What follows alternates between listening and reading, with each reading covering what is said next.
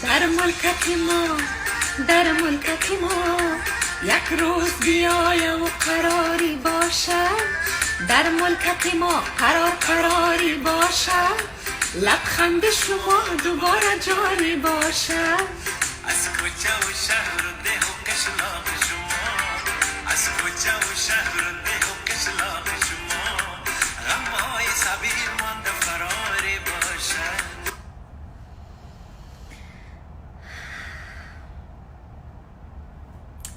آهنگ بسیار زیبا از هنرمند پر افتخار کشور، هنرمند محبوب کشور ما، فرهاد جان دریا، که حرف دل خودشان، حرف دل ما، حرف دل هر یک افغان در این آهنگ جا داده شده.